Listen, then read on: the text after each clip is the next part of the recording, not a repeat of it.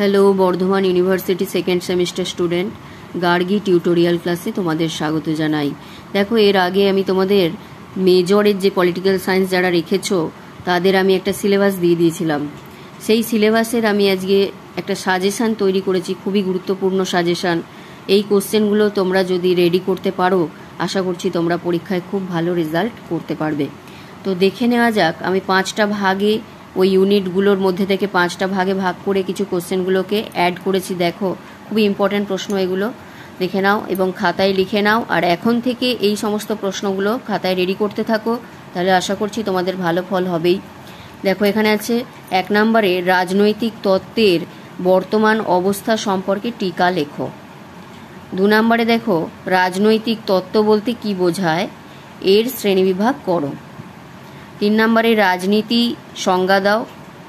রাজনীতির সাথে রাষ্ট্রবিজ্ঞানের পার্থক্য আলোচনা করো। 4 নম্বরে রাষ্ট্রবিজ্ঞানের আলোচনায় সাবেকি বা ঐতিহ্যবাহী বা সনাতন দৃষ্টিভঙ্গির পরিচয় দাও। তিনটেই একই জিনিস, সাবেকি, ঐতিহ্যবাহী এবং সনাতন দৃষ্টিভঙ্গি, এটার পরিচয় দাও। তাহলে এখানের মধ্যে দেখো, খুবই ইম্পর্ট্যান্ট প্রশ্ন এগুলো, ভালো করে খাতায় লিখে অ্যান্সারগুলো রেডি করবে। 2 নম্বরে দেখো আমি রেখেছি আচরণবাদ কাকে বলে। আচরণবাদের বৈশিষ্ট্যগুলি লেখো, এর সীমাবদ্ধতাগুলি আলোচনা করো। 2 নম্বরে হচ্ছে সার্বভৌমিকতার বৈশিষ্ট্যগুলি লেখো। 3 নম্বরে সার্বভৌমিকতার সম্পর্কে অস্টিনের মতবাদ ব্যাখ্যা করো। এছাড়া কোশ্চেনটাকে ঘুরিয়ে দিতে পারে, অস্টিন প্রদত্ত সার্বভৌমিকতার বৈশিষ্ট্য লেখো। 4 নম্বরে দেখো জনগণের সার্বভৌমিকতার তত্ত্বটি বিশ্লেষণ করো। এইগুলো গেল 2 নম্বর দাগের। 3 নম্বর দাগের আসছি, দেখো অধিকারের সংজ্ঞা দাও। অধিকারের সংক্ষিপ্ত ধারণা দাও। 2 নম্বরের স্বাধীনতা ও সাম্য বলতে কি বোঝো বা সংজ্ঞা দাও। এছাড়া 3 নম্বরে দেখো সাম্যের বিভিন্ন ধরনগুলি আলোচনা করো। 4 নম্বরে সাম্য ও স্বাধীনতার পারস্পরিক সম্পর্ক আলোচনা করো। 5 নম্বরে আধুনিক রাষ্ট্র ব্যবস্থায় স্বাধীনতার রক্ষা কবচগুলি আলোচনা করো। তাহলে এই গেল তোমাদের 3 নম্বরের। এবার আসছি দেখো 4 নম্বরের, 4 দাগের। 1 আছে ন্যায় বিচারের বৈশিষ্ট্যগুলি আলোচনা করো। 2 নম্বর উদারনীতিবাদ কাকে বলে। 3 নম্বর নয়া উদারনীতিবাদের বৈশিষ্ট্যগুলি আলোচনা করো।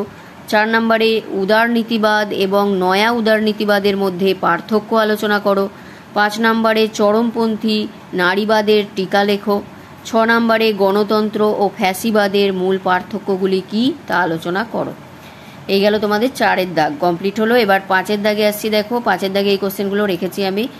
1 নম্বর হচ্ছে রাষ্ট্রের প্রকৃতি মার্ক্সবাদী তত্ত্বের মূল্যায়ন করো। 2 নম্বর গান্ধীর রাষ্ট্রতত্ত্বের প্রধান বৈশিষ্ট্যগুলি উল্লেখ করো। 3 নম্বর আধুনিক নারীবাদ সম্পর্কে টিকা লেখো। 4 নম্বর তুমি কি মনে করো গান্ধীজি একজন নৈরাজ্যবাদী চিন্তাবিদ ছিলেন।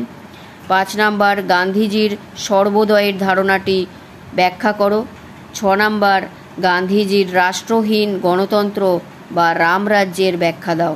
এই গেল কোশ্চেনগুলো। তাহলে তোমরা ভালো করে কোশ্চেনগুলো আরেকবার দেখে নাও, দেখে নিয়ে খাতায় লিখে এখন থেকে এগুলো প্র্যাকটিস করতে থাকো, আশা করছি তোমাদের ভালো ফল হবেই।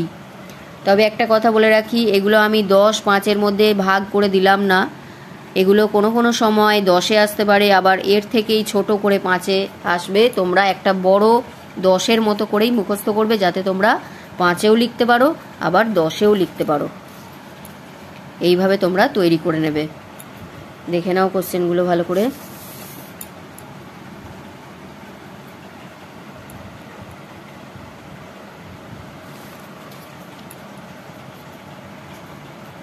ভিডিওটি ভালো লাগলে লাইক করে দিও, অবশ্যই চ্যানেলে নতুন হলে সাবস্ক্রাইব করে নিও।